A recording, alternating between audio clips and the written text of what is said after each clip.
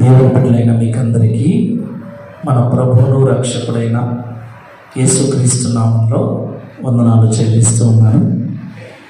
ఒకసారి దేవునికి స్తుతులు చెల్లిద్దాం. హల్లెలూయా, హల్లెలూయా.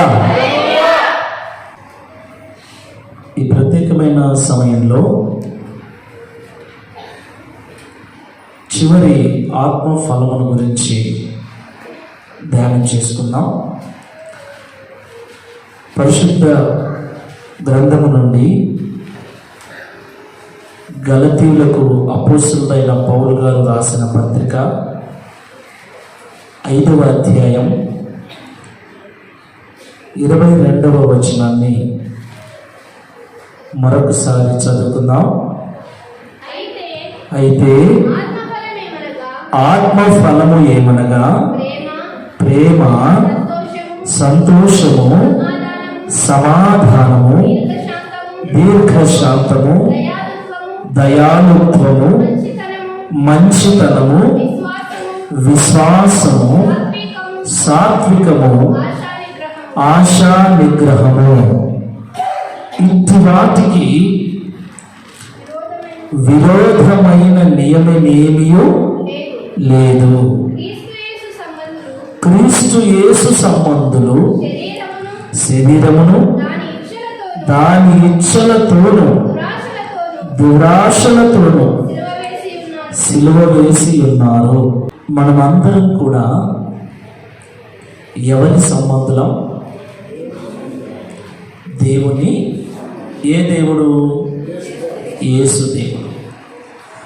మనమందరం కూడా యేసు దేవుని సంబంధులం.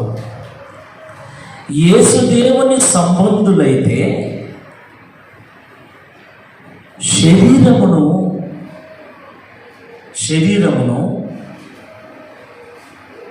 దాని ఇచ్చలతోనూ దురాశలతోనూ సిలువ వేసి ఉన్నారు అని ఇక్కడ భక్తులు చెప్తున్నాడు. సిలువ వేయటం. ఎవరిని సిలువ వేశారు? ఎవరిని వేశారు సిలువ? సిలువ వేయడం అంటే సిలువ ఎలా వేశారు యేసు ప్రభువుకి?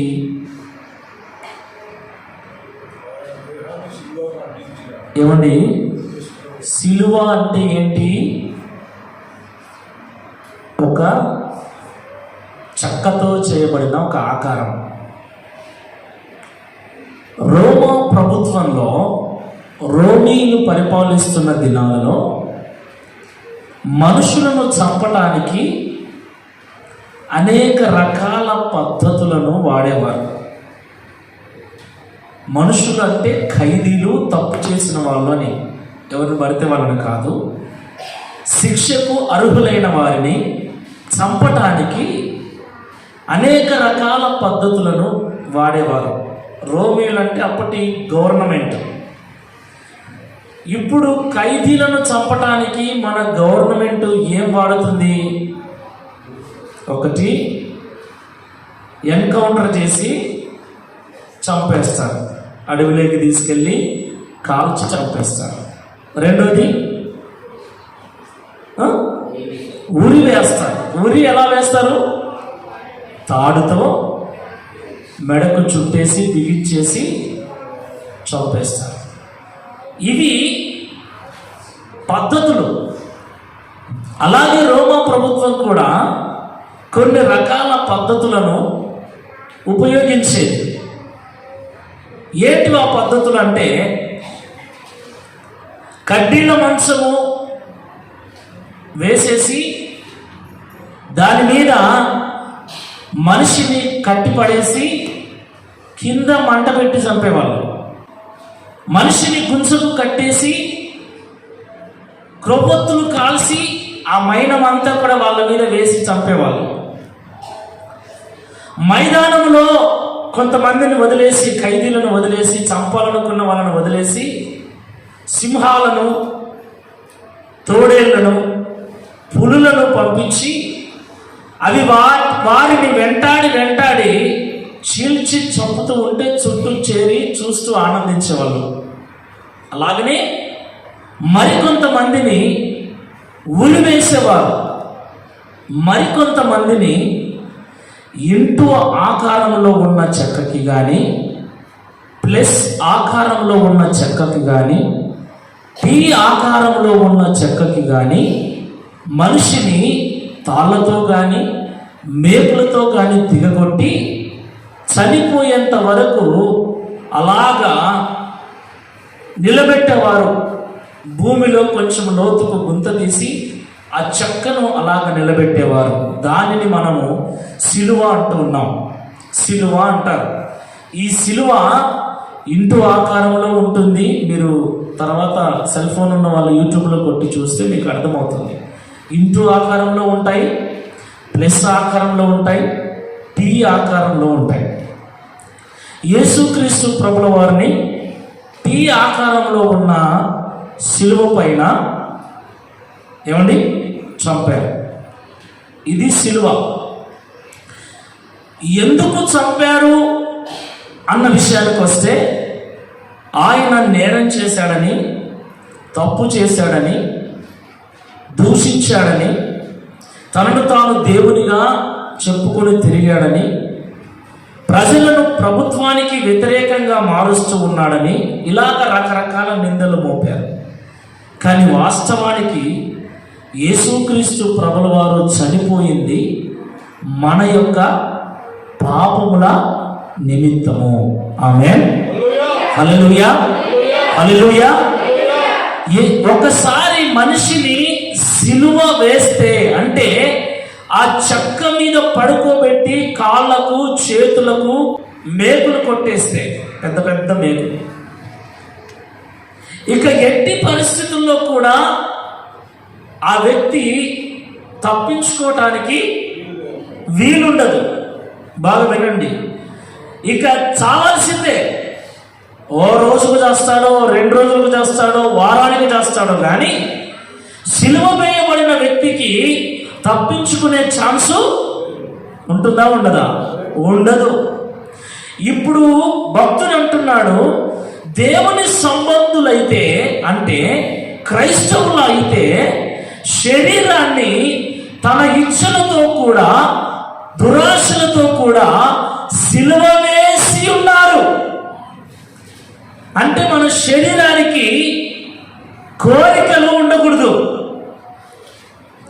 మన శరీరానికి దురాశలు ఉండకూడదు, అసలు శరీరానికి ఎలాంటి ఇష్టాలు ఉండకూడదంట. ఆమేన్. ఏంటివి శరీర కోరికలు?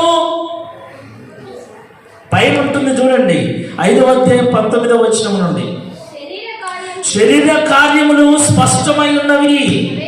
అవేవనగా జారత్వము, అపవిత్రత, కాముకత్వము, విగ్రహారాధన, అభిచారము, ద్వేషములు, కలహములు, మత్సరములు, క్రోధములు, కక్షలు, భేదములు, విమతములు, అసూయలు, మత్తతలు, అల్లరితో కూడిన ఆటపాటలు, ఇంకా కొన్ని ఉన్నాయి మొదలైనవి. ఇక్కడ 15 రాశారు.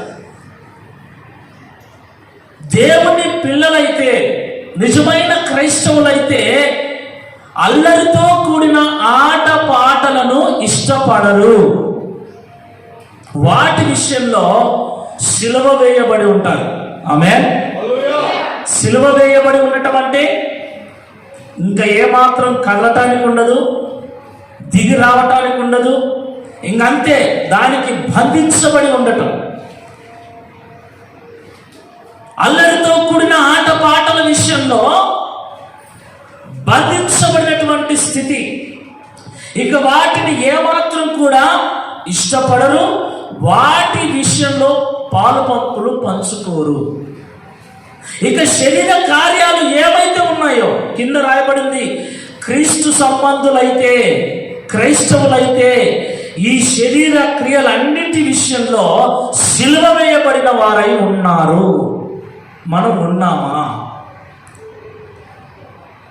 శరీర కార్యాలు మనలో చనిపోయినప్పుడే ఈ ఆత్మ సంబంధమైన ఫలాలు మనం ఫలించటానికి అవకాశం ఉంటుంది. శరీర కార్యాలు మనలో ఉంటే ఈ ఆత్మ ఫలాలను మనం అంతగా ఫలించలేం. ప్రేమను ఫలించలేం, మంచితనమును ఫలించలేం, సంతోషమును ఫలించలేం, దీర్ఘశాంతమును, దయాళుత్వమును, మంచితనమును, సాత్వికమును, వీటిని వేటిని కూడా మనము ఫలించడానికి శరీర కార్యాలు అడ్డుపడుతూ ఉంటాయి. అసూయ ఉందనుకోండి, అసూయ ఏది? ఆత్మకార్యమా శరీర కార్యమా? ఏమండి? అసూయ ఏది? పైన ఉందా కింద ఉందా? శరీర కార్యం. అసూయ అంటే అసూయ అంటే అసూయ అందరు చెప్పండి. అసూయ అంటే ఏం? మీకు లేదా అసూయ? లేదా? చాలా ఉంది, చాలా ఉంది. నాతో ఒకరు ఎక్కువ మాట్లాడినా తట్టుకోలేరు, మీకంటే ఒకరు నాకు ఒక 5,000 ఎక్కువ ఇచ్చినా మీరు తట్టుకోలేరు. మీరు ఇయ్యలేరు ఇచ్చిన వారిని చూసి. అసూయ. మీకంటే ముందొచ్చి పరిచయం చేసినా తట్టుకోలేరు, మీకంటే బాగా పాట పాడినా తట్టుకోలేరు. దీన్ని ఏమంటారు? మంచి బట్టలు కట్టుకున్నా అసూయ. ఈ అసూయ ఉందనుకోండి, ప్రేమ అనే ఆత్మ ఫలాన్ని మనం ఫలించాలి. నిన్ను వల్ల నీ పొరుగు వారిని ప్రేమించు, నేను నిన్ను ప్రేమించిన ప్రకారంగా మీరు ఒకరినొకరు ప్రేమించుకోనండి, ఇది నేను మీలో కోరే మొదటి ఆత్మఫలం అని ప్రభువు చెప్తున్నాడు. అయితే అసూయ, ద్వేషములు, కలహములు, మత్తతులు, జారత్వము, అపవిత్రత, కాముకత్వము, విగ్రహారాధన, క్రోధము, కక్షలు, భేదములు, ఇవన్నీ మనలో ఉన్నప్పుడు ఇక ప్రేమ ఎక్కడి నుంచి వస్తుంది? ఏమండి? ప్రేమ ఎక్కడి నుంచి వస్తుంది? ఉండదు. భేదము చేసి చూసే మనస్సు, భేదము చేసి మాట్లాడే మనస్సు అంటే ఒకరిని ఒకలాగా, ఇంకొకరిని ఇంకొకలాగా, వాంటెడ్గా ఒకరిని ఒకలాగా ఇంకొకరిని ఒకలాగా భేదము చేసి చూస్తున్నప్పుడు, మాట్లాడుతున్నప్పుడు ఇక మనలో ప్రేమ లేదు, సమాధానము లేదు.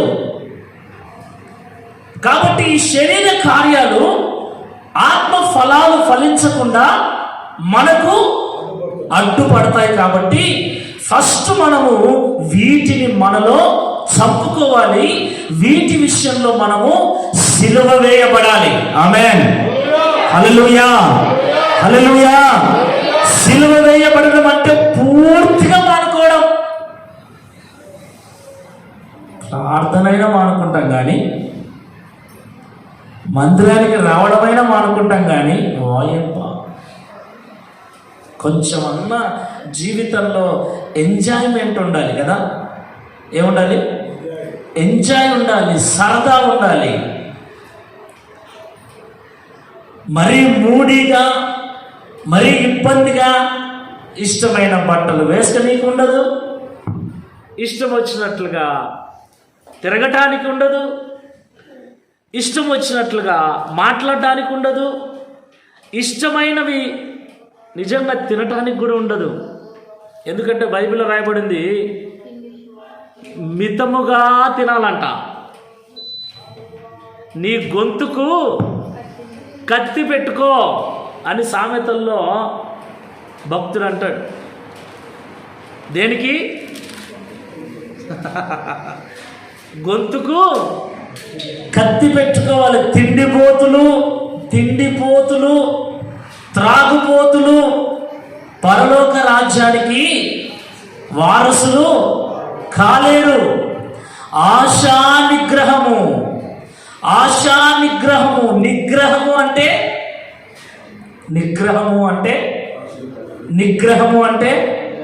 చెప్పండి అయ్యా పెద్దలు. నిగ్రహం అంటే నిగ్రహించుకోవటం అంటే, నిగ్రహంగా ఉండటం అంటే మీకు తెలుసు చెప్పండి. నిగ్రహం అంటే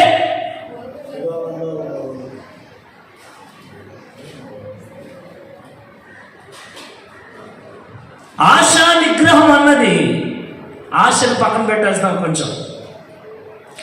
నిగ్రహం అన్నది మనకు చాలా అవసరం. నిబ్బరము లేకపోతే, నిగ్రహము లేకపోతే చాలా కష్టం. నెమ్మది ఉండాలి మనిషిలో, నిబ్బరం ఉండాలి. నిగ్రహము, నెమ్మది, నిబ్బరము, నిగ్రహము. ఈ నిగ్రహం అనేది మనకు ఎంత ఉంటే, అందుకే దేవుడు అంటున్నాడు ఫలించాలి. మీరు ఏం ఫలించాలి? ఆశా నిగ్రహమును ఫలించండి. ప్రైజ్ ది లార్డ్, హల్లెలూయా. ఆశ ఉంది, నీకు ఆశ ఉంది.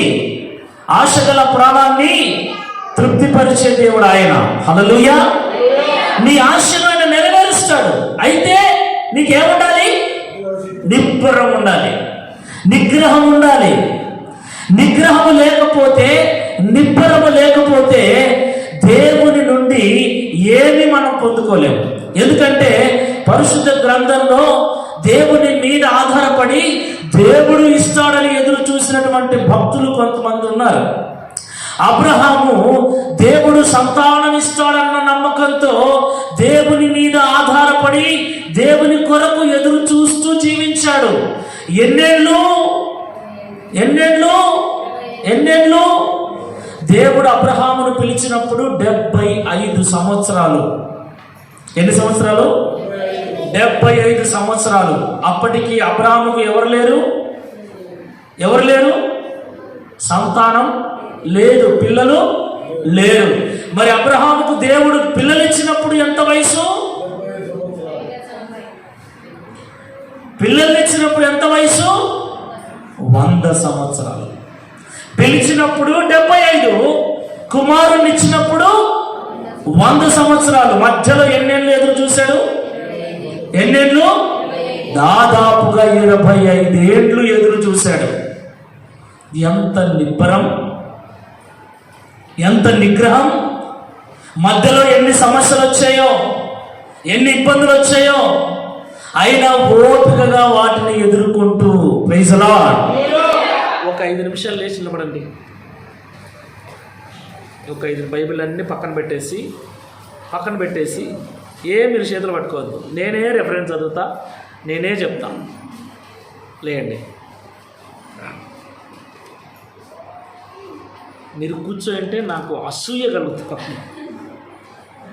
ఏమండి, నేను ఒక్కరినే నిలబడి మీరందరూ కూర్చొని ఉంటే అసూయ కలుగుతుంది నాకు. అందుకే లేచి నిలబెట్టాను. ప్రైజ్ ది లార్డ్, హల్లెలూయా, హల్లెలూయా. 25 సంవత్సరాలు అబ్రహాము ఓపికతో ఎదురు చూశాడు. యోసేపుకు దేవుడు దర్శనం ఇచ్చినప్పుడు 17 సంవత్సరాలు. ఏ దర్శనం? పొలములో ఉండగా 12 పనలు. ఆ పన తెలుసా? వరి పనలు మనకు తెలుసు. 12 మందికి 12 పనలు ఉన్నాయి. అయితే మిగతా 11 పనలు యోసేపు పన ఎదుట మోకరించినట్లుగా దర్శనం చూశాడు. ఆకాశంలో 12 నక్షత్రాలు, సూర్యుడు, చంద్రులు అన్ని కూడా యోసేపుకు నమస్కరించినట్లుగా. ఈ దర్శనాలన్నీ చెప్పాడు. తల్లికి చెప్పాడు, తండ్రికి చెప్పాడు, అన్నలకు చెప్పాడు.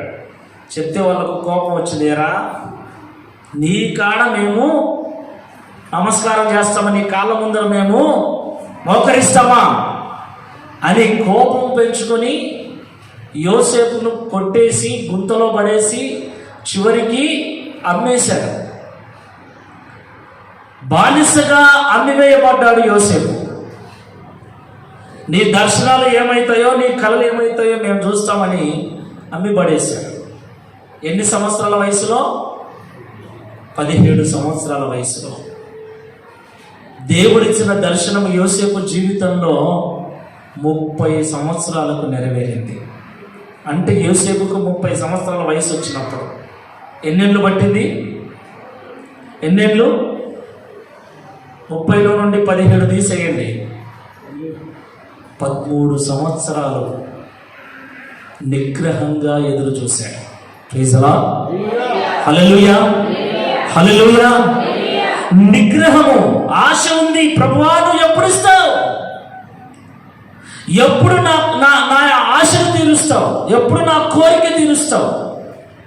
ఎప్పుడు నా పరిస్థితిని చక్కబరుస్తావు? ఎప్పుడు నన్ను ఘనపరుస్తావు? ఎప్పుడు నన్ను గొప్పవానిగా చేస్తావు? ఎప్పుడు నన్ను వాడుకుంటావు?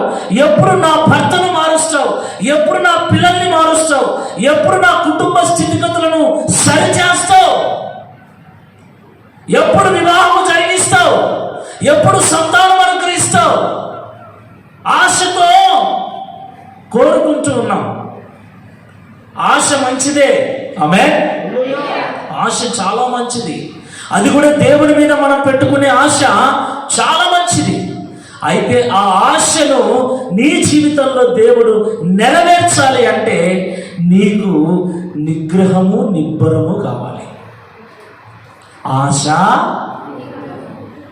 నిగ్రహం. నిగ్రహం లేకుండా నాకు కూడా చాలాసార్లు కొంతమందికి తెలిసి ఉంటుంది, వెంటనే జరిగిపోవాలి, ఇంకా లేట్ అయితే కుదరదు మనకి.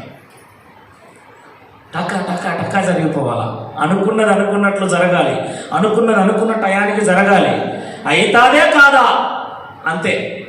ఆ టైపు నేను.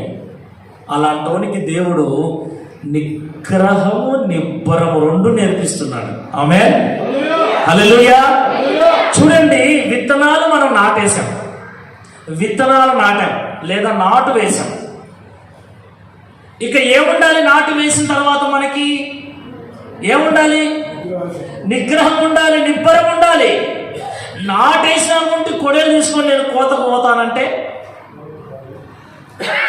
ఏమండి?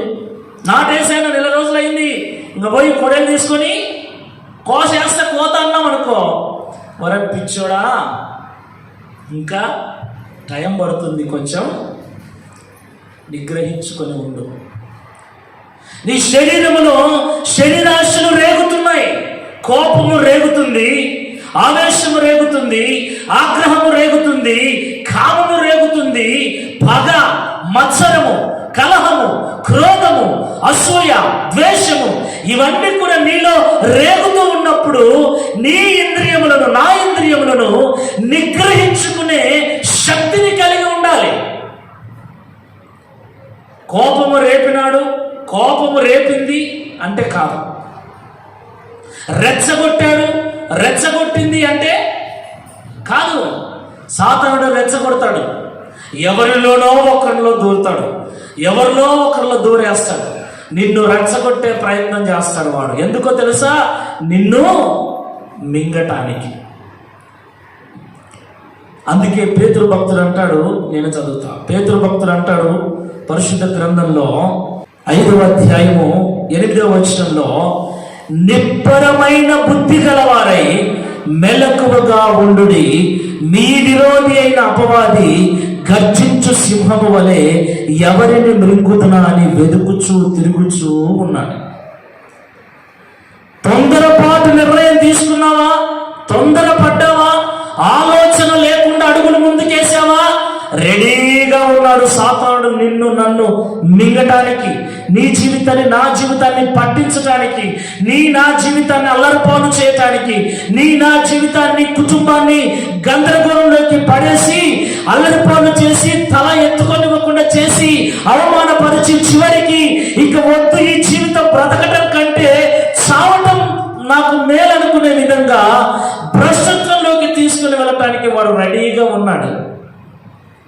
కాబట్టి ఈ శరీర కార్యములు నీలో రేగుతూ ఉన్నప్పుడు కాస్తంత నిగ్రహించుకునే శక్తిని మనం కలిగి ఉండాలి. ఏమండి? శక్తిని కలిగి ఉండాలి. ఎంతోమంది నిగ్రహించుకోలేక చిన్న పిల్లల్ని పాడు చేస్తున్నారండి. మనం న్యూస్లలో చూస్తూ ఉంటాం. 6 ఏండ్ల పాపని బలవంతంగా పాడు చేయడం. స్కూల్లో లెక్చరర్స్, టీచర్స్, ప్రతి చోట ఇదే పంచాయతీ. నాకు అనిపిస్తుంది, అంత చిన్న పిల్లలో ఏం కనబడిందని వాడికి? కామాన్ని అణుచుకోలేనటువంటి పరిస్థితి, ఇంద్రియములను నిగ్రహించుకోలేని స్థితి. బైబిల్లో ప్రభు అంటాడు, తిమోతికి పత్రిక రాస్తూ, యేసుక్రీస్తు ప్రభుల వారు అపోస్తలుడైన పౌలు గారి ద్వారా తిమోతికి పత్రిక రాస్తూ 2వ పత్రిక 1వ అధ్యాయం 7వ వచనంలో, దేవుడు మనకు శక్తియు ప్రేమయు ఇంద్రియ నిగ్రహము గల ఆత్మనే ఇచ్చెను గాని పిరికితనము గల ఆత్మను ఇవ్వలేదు. మన చేతనవుతుంది. అపవాది ఎంతగా శరీర క్రియలను మనలో రేపుతున్నా, కోపము ఎంత రేగుతూ ఉన్నా, కామము ఎంత రేగుతున్నా, అసూయ, పగలు, ద్వేషములు, ఆ మద్దతులు, విమతములు, ఇలాగ ఎంతగా మనలో సాధనుడు పురికొల్పుతున్నా, వాటిని నిగ్రహించుకునే శక్తిని దేవుడు మన కళ్ళల్లో ఉంచాడు, మన ఆలోచనలలో ఉంచాడు, మన చేతుల్లో ఉంచాడు, మన కాళ్ళల్లో ఉంచాడు. Praise the lord. హల్లెలూయా. ఈ విషయం తెలియక నా వల్ల కావట్లేదు, నా చేత కావట్లేదు, నేను ఉండలేకపోతున్నానని తొందరపాటు నిర్ణయాలు తీసుకొని తప్పటడుగులు వేసి ఎంతో మంది జీవితాలు చిన్నాభిన్నం చేసుకుంటున్నారు. కుటుంబాలన్నీ కూడా అల్లకల్లోలంగా మారిపోతూ ఉన్నాయి. తెలియదులే, చూడలేదులే అనుకుంటాం, కానీ నిగ్రహము లేని బ్రతుకు, నిగ్రహము లేనటువంటి వ్యక్తి ఏదో ఒక రోజు భ్రష్టుడైపోతాడు, తన కుటుంబాన్ని భ్రష్టత్వంలోకి తీసుకెళ్తాడు.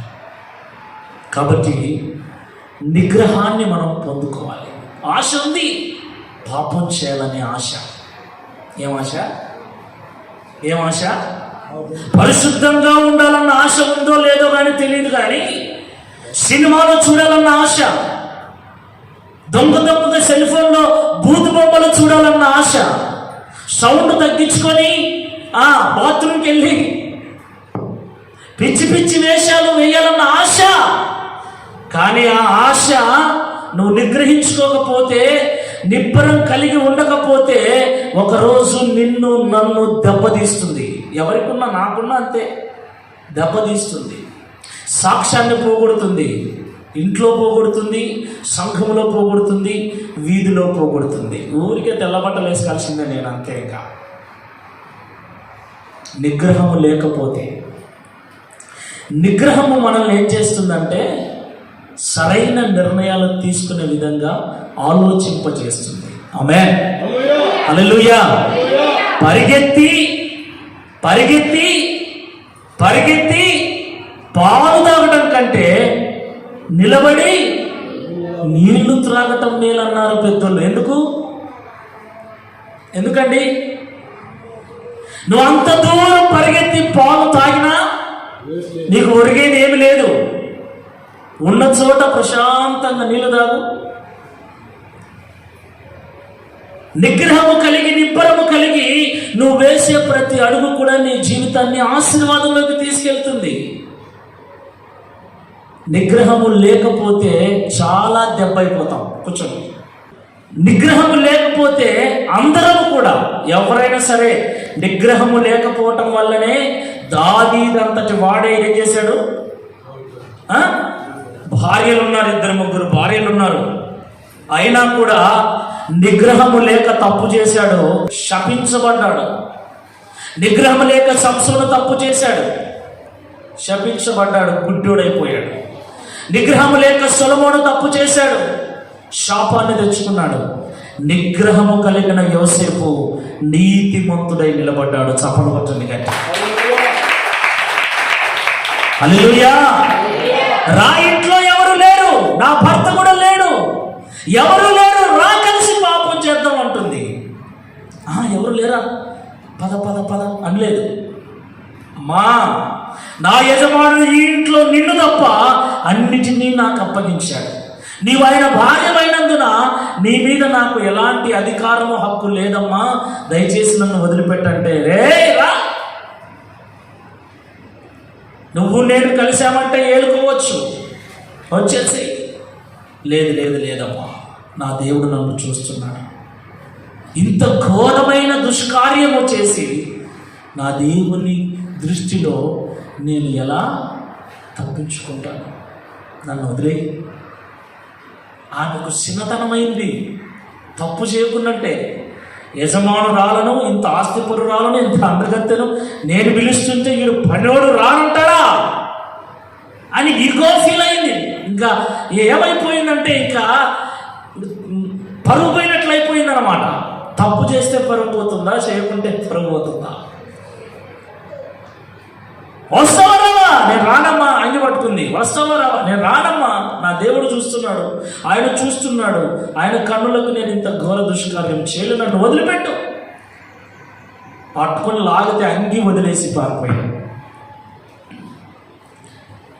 దానికి తగిన బహుమతి ఏంటో తెలుసా? అంగి పట్టుకొని ఏడ్చుకుంటా కూర్చుంది. నేను భర్త వచ్చాడు. ఏమైంది? ఇదిగో నువ్వు నమ్మకంగా ఉంటాడని ఇంట్లో పనికి పెట్టిన వాడు నా దగ్గరకు వచ్చి అవమానకరంగా ప్రవర్తించాడు, నేను అంగి పట్టుకుంటే వాడు పారిపోయాడని చెప్పింది. అగ్గి మీద గుగ్గిలమైపోయాడు ఈయన. ఏమాత్రం విచారించకుండా కదా. భార్యను ఎవడైనా కన్నెత్తి చూస్తేనే అలాంటిది పాడు చేయాలని చూశాడంటే ఎంత కోపం వస్తుంది. అంతవరకు మంచోడని యోసేపును ఇంటి అంతటి మీదికి అధికారిగా పెట్టాడు. కానీ ఆ తప్పు చేశాడని తెలియగానే ఎవరు విచారించరు. నిజంగా చేసింటాడా కూడా ముందు తన్నర్రాయిని, కొట్టర్రాయిని, ఈడ్సర్రాయిని అంటారు. నిజాలు తర్వాత ముందు కొట్టేసేయండి, తన్నేసేయండి. చెరసాలలో వేయించి శుద్ధ సువర్ణము వలె యోసేపును దేవుడు నిలబెట్టాడు. Praise the lord. Hallelujah, hallelujah. నిగ్రహము కలిగి ఉన్నాడు. ఏంటి? దేవాలు నాకు ఇచ్చిన దర్శనం ఏంటి? నాకు ఇప్పుడు జరుగుతున్న పరిస్థితులు ఏంటి? నా ముందు మోకాళ్ళుని నాకు నమస్కారం చేస్తారని చెప్పిన నా అన్నలే నన్ను కొట్టి బంధించి గుంతలో వేసి నన్ను ఈ ఐగుప్తు దేశానికి అమ్మేశారు. నేనేమో బానిసగా వచ్చాను. సరేలే, బానిసత్వం చేయకుండా కొంచెం ఉద్యోగం వచ్చింది అనుకుంటే ఇక్కడ ఇది ఒక తప్పు చేశాడని విచారణ చేయకుండానే కొట్టి చెరసాలలో వేశాడు. ఇలా ఏం ఆలోచన చేయలేదు ఆయన. యోసేపు మైండ్లో ఒక్కటే ఉంది. ఏంటది? దేవుడు నాకు ఇచ్చిన దర్శనం నెరవేరేంత వరకు ఎదురు చూస్తూనే ఉన్నాడు. 13 సంవత్సరాల తర్వాత. Praise the lord. హల్లెలూయా. మీకు విషయం తెలుసునా? యోసేపు ఎవరిని పెళ్లి చేసుకున్నాడో తెలుసా? చదువుదాం. ఆదికాండం 41వ అధ్యాయం 44వ వచనం నుండి 42 నుంచి చదువుదాం. 41 నుంచి. మరియు ఫరో చూడుము, ఐగుప్తు దేశం అంతటి మీద నిన్ను నియమించి ఉన్నానని యోసేపుతో చెప్పెను.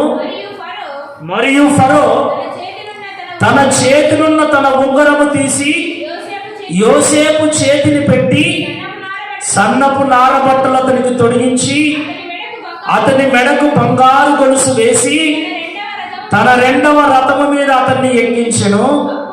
అప్పుడు వందనము చేయుడని అతని ముందర జనులు కేకలు వేసిరి.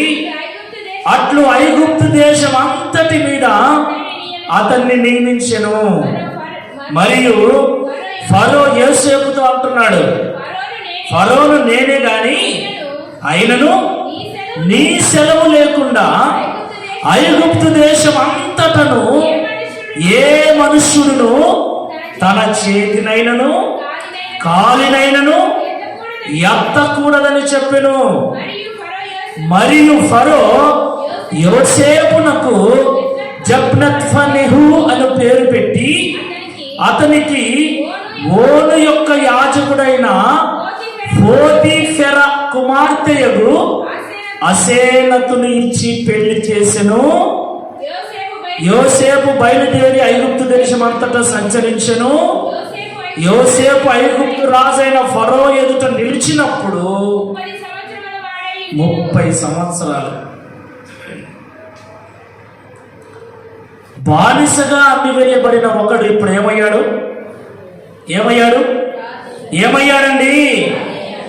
రాజయ్యాడు. నా వద్దు ఈ బాధలు ప్రభువా, నేను తట్టుకోలేను, నేను ఉండలేను. కొంతమంది క్రైస్తవులు కూడా ఇలా మాట్లాడుతుంటే నాకు పిచ్చ కోపం వచ్చుంటుంది. ఫోన్ చేస్తారు నాకు 2 గంటలప్పుడు 3 గంటలప్పుడు రాత్రి, అన్నయ్య చచ్చిపోవాలనిపించండి అన్నయ్య. మొగోళ్ళు కూడా సౌదీ నుండి ఒకడు ఫోన్ చేశాడు, అన్నయ్య చచ్చిపోవాలనిపించండి. ఏమి ఉద్యోగం ఇచ్చారని పిలిపించినాడు, పాస్పోర్ట్ తీసుకున్నాడు అన్నయ్య. నెల ఉద్యోగం చేస్తున్నాం కానీ జీతం ఇవ్వట్లేదు. పోనీ ఇండియాకి తిరిగి వద్దామంటే పాస్పోర్ట్ ఇవ్వట్లేదు, జీతం ఇవ్వట్లేదు, పాస్పోర్ట్ ఇవ్వట్లేదు, సరిగ్గా సెల్ ఫోన్ ఇవ్వట్లేదు. ఈ ఎడారిలో ఏమర్థం కావట్లేదు అన్నయ్య. బతకడం కంటే చావటమేమే అనిపిస్తుంది అన్నయ్య. మరి చచ్చిపోకుండా నాకెందుకు ఫోన్ చేశావు? నేను అడుగుతా, నన్ను అడిగిన ఇప్పుడు 2-3 అన్నారు ఈ మాట. అన్న వెంటనే నేను అనేది అదే, చచ్చిపోయేతోళ్ళు మీరు సావకుండా నాకు ఎందుకమ్మా ఫోన్ చేశారు అని. అదేంటయ్యా సాయంకాలం మొన్న వచ్చారు కదా, నీ వాక్యం విని చివరిసారి నీతో మాట్లాడి చచ్చిపోవాలని. చివరిసారి మాట్లాడిన వాళ్ళనే పట్టుకునేది పోలీసులు. ఏమండి, ఫోన్ కాల్ తీస్తే చివరిగా ఎవరితో మాట్లాడిందో చూడండి అంటారు. శాంతిమంది పాస్టర్ గోవిందపల్లె ఎలియజర్ మినిస్ట్రీస్, అయిపోయింది కథ. వాళ్ళ మనస్సును మార్చి దేవుని మాటలతో కాస్తంత నిబ్బరం పట్టుకొని ఉండండి అమ్మా. నిగ్రహించుకోండి. చనిపోవాలి, సమస్యలు వచ్చాయని అనుకుంటే ఎంతోమంది చనిపోతారు. అది ఒక క్రైస్తవుడు ఆత్మహత్య చేసుకోవాలని అనుకోవటం, ఒక దేవుణ్ణి నమ్మిన బిడ్డ, దేవుని వాక్యం తెలిసిన వ్యక్తి ఆత్మహత్య చేసుకోవాలని అనుకోవటం నిజంగా ఎంత పిరికితనం అని చెప్పండి. దేవుడు మనకు పిరికి ఆత్మనిచ్చాడా? ఏ ఆత్మనిచ్చాడు? దేవుడు మనకు. మనం అంటే ఎవరు అమ్మ? ఎవరమ్మా మనం అంటే? ఎవరు మనం అంటే? దేవుణ్ణి నమ్మిన బిడ్డలమైన మనకు దేవుడు శక్తియు, ప్రేమయు, ఇంద్రియ నిగ్రహము గల ఆత్మనే ఇచ్చెను గాని పిరికితనము గల ఆత్మను. మరి మనమేంది నా వల్ల కాదంటున్నాం? మనమేంది నేను చేయలేనంటున్నాం? మనమేంది నేను బ్రతకలేనంటున్నాం? మనమేంది నేను చచ్చిపోతా అంటున్నాం? మన ఒక పిల్ల ఫోన్ చేసింది, నేను వెళ్ళిపోతా ఎక్కడికన్నా. ఎక్కడిపోతావే? యవ్వనస్తురాలు, నేను ఉండనన్నయ్యా, నేను వెళ్ళిపోతా. పెళ్ళి కూడా కాలే, నేను వెళ్ళిపోతా. ఆల్రెడీ ఇంట్లో నుంచి పోయి ఇంకో చోటు ఉంది, ఇప్పుడు ఆడ కూడా ఉండకుండా ఇంకో చోటుకి వెళ్తుందంట. ఎన్ని చోట్లకి వెళ్తావు? లేదా చచ్చిపోతావు. ఈ నుంచి ఆడకన్నా పోనన్న పోతా, లేదా ఒక క్రైస్తవులు మాట్లాడవలసిన మాటలు ఇవి. ఒక దేవుని నమ్మిన బిడ్డ, వాక్యం తెలిసిన విశ్వాసి ఆలోచించవలసిన ఆలోచనలు ఇవి. ఇంత పిరికి మనస్సు కలిగి, ఇంత చేతగాని మనస్సు కలిగి మనము క్రీస్తును వెంబడిస్తూ ఉన్నామంటే అసలు క్రీస్తును వెంబడించకపోవటమే మేలు. యేసును నమ్మిన తర్వాత, క్రైస్తవుడిగా చేయబడిన తర్వాత, విశ్వాసిగా మార్చబడి సంఘములో చేరిన తర్వాత లాభమైనా నష్టమైనా సరే క్రీస్తుతోనే.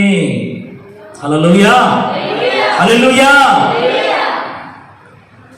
నా మట్టుకైతే బ్రతుకుట క్రీస్తే, చావైతే నాకెంతో లాభం. బాగా పడుకున్నాం దగ్గర. బ్రతకాలి క్రీస్తు కోసం, క్రీస్తులో. ఓర్చుకోలేని అంటున్నావు, నువ్వు తట్టుకోలేని అంటున్నావు, నా వల్ల కావట్లేదు అంటున్నావు. అది నిజమైన మాట కాదు. నీ వల్ల అవుతుంది, నా వల్ల అవుతుంది, మన వల్ల అవుతుంది. మనము మనసు పెట్టట్లేదు అంతే. దేవుడు మనకు శక్తి గల ఆత్మనిచ్చాడు, నిగ్రహము గల ఆత్మనిచ్చాడు.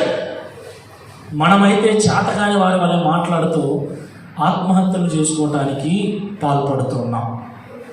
ఇది నిజంగా దేవునికి ఎంతో అవమానకరమైనటువంటి విషయం. దీనికి కారణం నిగ్రహం లేకపోవటం. ఏం లేకపోవటం? అందుకే దేవుడు అంటున్నాడు, ఆశా నిగ్రహమును మీరు కలిగి ఉండండి. బాధలలో మనకు నిగ్రహమే కావాలి. ఆశపడిన దానిని పొందుకోవటానికి మనకు నిగ్రహమే కావాలి. ఏమండి, పిందె వచ్చిన అనుకుంటే తింటానంట అవుతుందా? ఆ పిందె ఏం కావాలి? పిందె ఏం కావాలి? కాయ కావాలి. కాయ లావు కావాలి. లావైన కాయ పండు కావాలి. లావైంది నేను తింటా, లావైంది నేను తింటా అంటే కొంతమంది ఉంటారు, ఇంత లావు ఉంది బాగుంటుందని కొరుక్కొని తింటారు. లాస్ట్కి ఏమవుతుంది? ఒగురు వేస్ట్ అయిపోతుంది. నిగ్రహం కాస్తంత నిగ్రహం ఉంటే తగిన సమయంలో అది పండుతుంది. బైబిల్లో రాయబడింది ప్రసంగి గ్రంథం 3వ అధ్యాయంలో ప్రతిదానికి చదవండి అన్నమాట. ప్రసంగి గ్రంథం 3వ అధ్యాయం 1 నుండి 8 వచనం. ప్రతిదానికి సమయము కలదు. ఆకాశము క్రింద ప్రతి ప్రయత్నమునకు సమయము కలదు. పుట్టుటకు, చచ్చుటకు, నాటుటకు, నాటబడిన దానిని పెరిగి వేయుటకు. నాటుతానే పెరుగుతుంటే అవుతుందా? టైం పడుతుంది. పెరగడానికి కూడా ఒక టైం.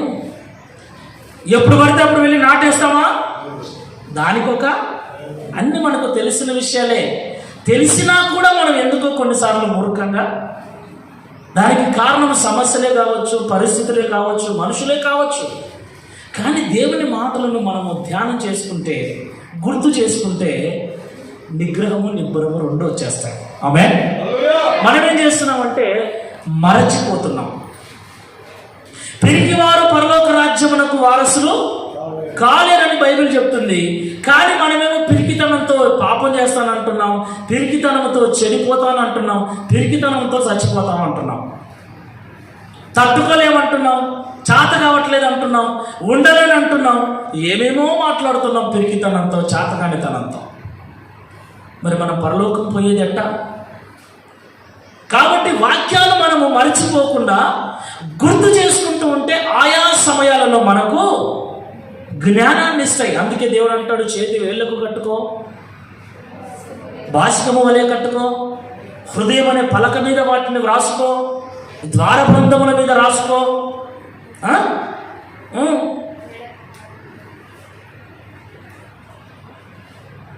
ఎందుకంటే నీకు గుర్తుకొస్తూ ఉండాలి వాక్యం. ఈ జీవితంలో మనం ఎన్నో సమస్యల గుండా, కొరతల గుండా, ఇబ్బందుల గుండా వెళ్తుంటాం. వాటిల్లో మనం తప్పటడుగు వేయకుండా, ఇలాంటి బలహీనమైన మాటలు మాట్లాడకుండా మనల్ని మనము నిగ్రహించుకుని ధైర్యంగా నిలబడాలి అంటే ఖచ్చితంగా దేవుని వాక్యం మనకు ఊతమునిస్తుంది. ఆమేన్. హల్లెలూయా. ఊతముగా మనకు దేవుని వాక్యము 100% న్యాయం చేస్తుంది. నా జీవితంలో చాలా ఉన్నాయి పడిపోయిన పరిస్థితులు, పడిపోవాలనుకున్న పరిస్థితులు. కానీ చాలా సందర్భాల్లో దేవుని వాక్యం ఊతమునిచ్చి నన్ను నిలబెట్టింది ధైర్యముగా.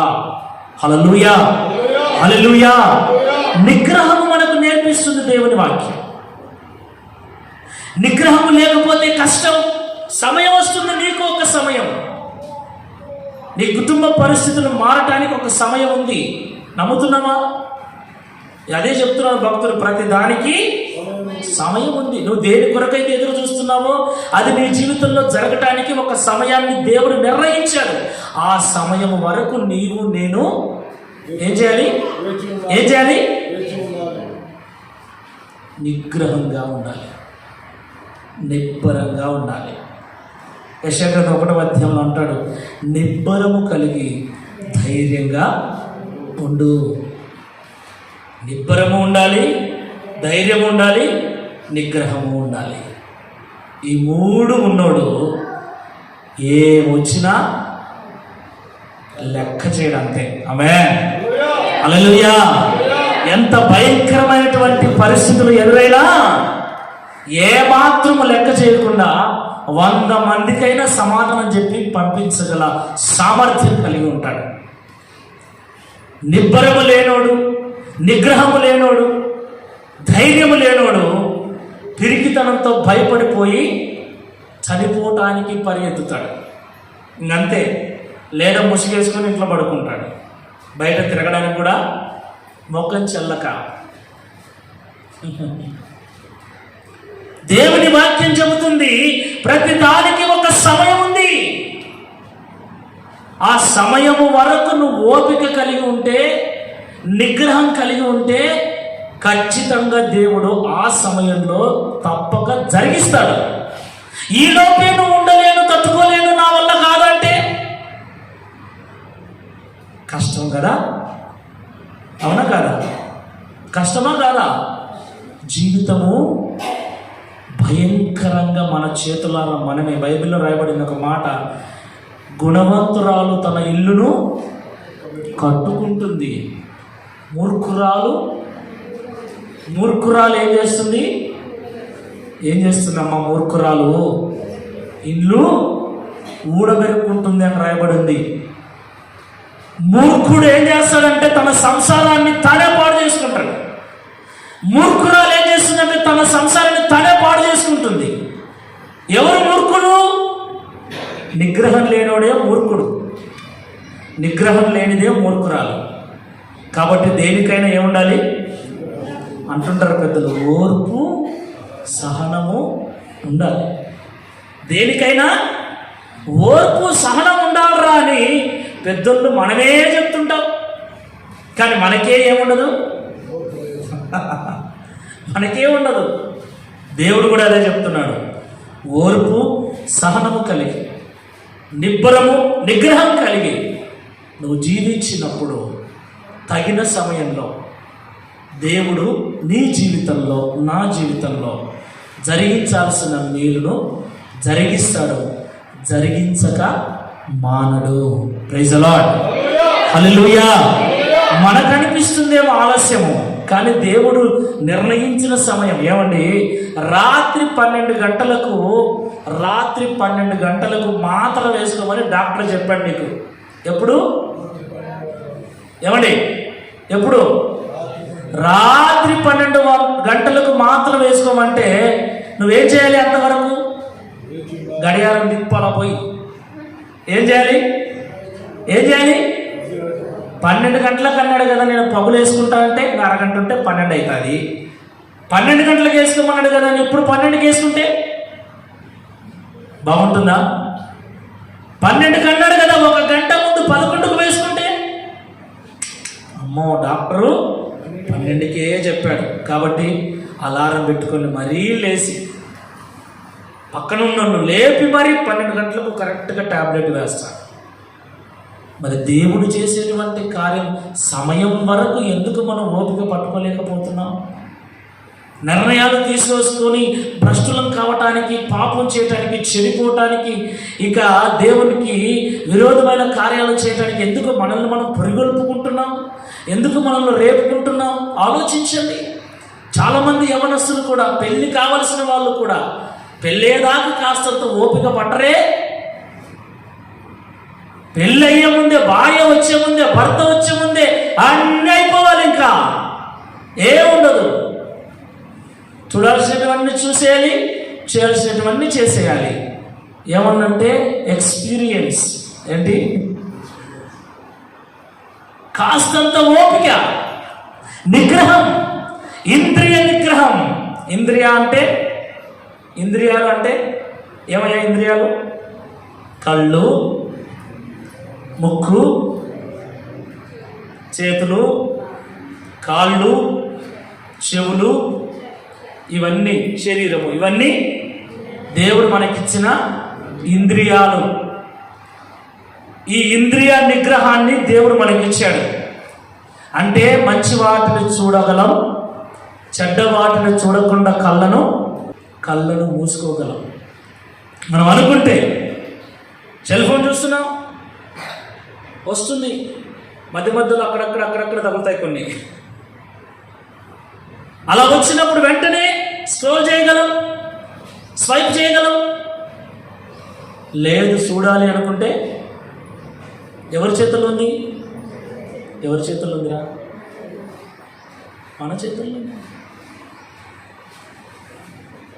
మందిరానికి వెళ్ళాలన్నా మానుకోవాలన్నా నీ చేతుల్లో ఉంది. ప్రార్థన చేసుకోవాలన్నా మానుకోవాలన్నా నీ చేతుల్లోనే ఉంది. వాళ్ళ మీద వీళ్ళ మీద సాకులు చెప్తుంటారు కొంతమంది. వాడు బలవంతం చేశారు, వీళ్ళు బలవంతం చేశారు, వాళ్ళు అదే ఇందాక చెప్పారు, వాళ్ళు రెచ్చగొట్టారు, వీళ్ళు మనల్ని ఎవరు మనకు రేపరు. మనమే రేపుకుంటుంటాం. బుద్ధి మనకు ఉంటుంది, ఆ బుద్ధి ఉంటుంది. మన నింద మాత్రం వాని మీద. బుద్ధి లేకపోతే తాగే బుద్ధి నాకు లేదు. తాగే బుద్ధి లేనప్పుడు 100 మంది కూర్చొని తాగుతూ అన్న తాగుతానా నేను? ఏమండి, ఎంత ఊరిచ్చినా కూడా నేను అదే తాగే బుద్ధి నాలో ఉందనుకో ఏం చేస్తా? అంతే.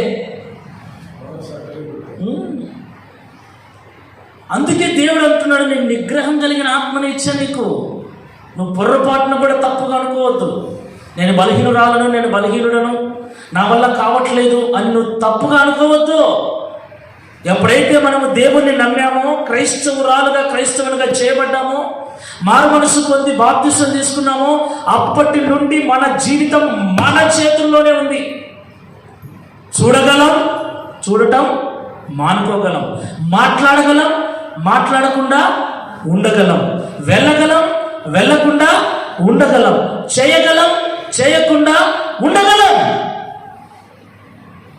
దేవుడు అలాంటి ఆత్మను మనకిచ్చాడు. ఆ విషయాన్ని మనం గుర్తించి ఇక నుండైనా ఆశా నిగ్రహాన్ని మనం ఏం చేయాలి? ఫలించాలి. ఆమేన్. ప్రేమను ఫలించినట్లుగా, సమాధానాన్ని ఫలించినట్లుగా, మంచితనమును ఫలించినట్లుగా, విశ్వాసమును ఫలించినట్లుగా, దయాళుత్వమును ఫలించినట్లుగా ఈ యొక్క ఆశా నిగ్రహాన్ని కూడా మనం ఫలించాలి.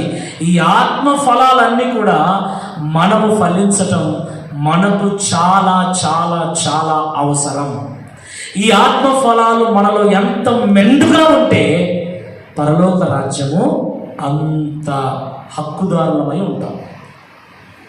ఈ ఫలాలు మనలో లేకపోతే మన భక్తి వ్యర్థమే, మన యొక్క పరిచర్యలు వ్యర్థమే, అన్ని వ్యర్థమే. కాబట్టి వీటిని ఫలించటానికి మనము ప్రయత్నించాలి. చాలామంది భక్తులు ప్రయత్నించారు, మనం కూడా ప్రయత్నం చేయాలి. అదే నేను ఇందాక చెప్పాను కదా, ఆశ చెడిపోవాలన్న ఆశ కంటే నేను చెడిపోకూడదు, చక్కగా ఉండాలి అన్న ఆశ కలిగి ఉందాం. ఆమేన్. హల్లెలూయా. అపవిత్రమైపోవాలి, తిరగాలి, ఎంజాయ్ చేయాలి, సరదాగా ఉండాలి ఆశ కంటే లేదు నేను ప్రభువులో ఉండాలి, దేవుని మందిరానికి నడవాలి, దేవుని వాక్యంలో ఎదగాలన్న ఆశ కలిగి ఉన్నాం. అది ఆశే, ఇది ఆశే. ఇది బ్రతికించే ఆశ, అది పాడు చేసే ఆశ. ఏ ఆశ కలిగి ఉంటే మనకు మేలు? దేవుడైతే ఆశ గల ప్రాణాన్ని తృప్తిపరిచేవాడు. ఏ ఆశను తృప్తిపరుస్తాడు ఆయన? ఏ ఆశలు రా? మంచి ఆశలు. ఏ ఆశలు? మంచి ఆశలు. ఒక భక్తుడు పాట రాశాడు, నీతో నేను నడువాలని, నీతో కలిసి ఉండాలని, ఆశయం చిన్న ఆశయం ఓ యేసయ్యా నీవే తీర్చాలయ్యా. ఇది తీర్చాడు ఆశ. ఈయన ఆశ ఏమంట? మన ఆశలేంటివి? ఒక్కసారి ప్రభు ఏమన్నా అనుకోగా, ఒక్కసారి తప్పు చేస్తా ఏమన్నా అనుకో, ఒక్కసారి చెడిపోతా ఏమన్నా అనుకో, ఈ ఒక్కసారి దొంగతనం చేస్తా, నాకు అవసరం అంటుంది, ఏమన్నా అనుకో. ఇవి మన ఆశలు. బాగుపడాలన్న ఆశ. అందుకే మత్తయి సువార్త 5వ అధ్యాయంలో ధన్యతల గురించి రాస్తూ, నీతి నిమిత్తమై ఆకలి దప్పులు గలవారు ధన్యులు అని రాయబడింది. సాత్వికులు ధన్యులు. ఉందా? చదవండి 5వ అధ్యాయం 1వ వచనం నుండి. ఆయన జన సమూహములను చూసి కొండ ఎక్కి కూర్చుండి అందరూ ఆయన యుద్ధకు వచ్చారు. అప్పుడు ఆయన నోరు తెరచి ఇలాగ బోధింపసాగాడు. ఆత్మ విషయమై దీనులైన వారు ధన్యులు, పరలోక రాజ్యం వారిది. దుఃఖపడు వారు ధన్యులు, ఓదార్చబడుదురు. సాత్వికులు ధన్యులు, వారు భూలోకమును స్వతంత్రించుకొందురు. నీతి కొరకు ఆకలి దప్పులు గలవారు ధన్యులు, వారు తృప్తిపరచబడుదురు. కనికరము గలవారు ధన్యులు, వారు కనికరము పొందుదురు. హృదయ శుద్ధి గలవారు ధన్యులు, వారు దేవుణ్ణి చూసేదరు. సమాధానపరచువారు ధన్యులు, వారు దేవుని కుమారులు అనబడుదురు. నీతి నిమిత్తము హింసింపబడివారు ధన్యులు. హల్లెలూయా, హల్లెలూయా. ఇన్ని మంచి మాటలు. వీటిల్లో ఏ ఆశ ఉంది మనకు? ఇన్ని ఆశలు ఉన్నాయి ఆడ. నీతి కొరకు బ్రతకాలన్న ఆశ, పరిశుద్ధంగా పవిత్రంగా బ్రతకాలన్న ఆశన, ఏమండి సాత్వికము కలిగి ఉండాలన్న ఆశన, ఏ ఆశ ఉంది మనకు? దైవ సంబంధమైన ఆశలన్నీ దేవుడు తీరుస్తాడు, తృప్తిపరుస్తాడు. ఆమేన్, హల్లెలూయా. లోక సంబంధమైన శరీర సంబంధమైన ఆశలన్నీ మనమే తీర్చుకొని తిప్పబడాలి. మార్గాలు దేవుడు వేయడు శరీర కోరికలు తీర్చుకోవడానికి. మనమే మార్గాలు చూస్తాం. నువ్వు అంటారా, నేను ఇంటి వచ్చాను, నేను ఆడుంటాను, నువ్వు ఈడుండు అని. మనమే ఈ ఆశలన్నీ మనమే. ఈ శరీర కార్యాలు నాశనం చేసే కార్యాలు ఇవి. వీటిని మనమే తీర్చుకోవాలా, మనమే తిప్పలబడాలి. అందుకే వాటి విషయంలో మనము సిలువ వేయబడిన వారమై ఉండాలి. ఒక్కసారి శరీరాశను తీసుకుపోయి మేము దిగగొట్టాలి అంతే. ఇంకా ద్వేషాన్ని దిగగొట్టేసేయాలి మేకు తీసుకొని. కామాన్ని ఏమన్నా ఏం చేయాలి? కొంచెం పెట్టుకొని కొంచెం దిగగొడదాం. ఎంత కొట్టాలి?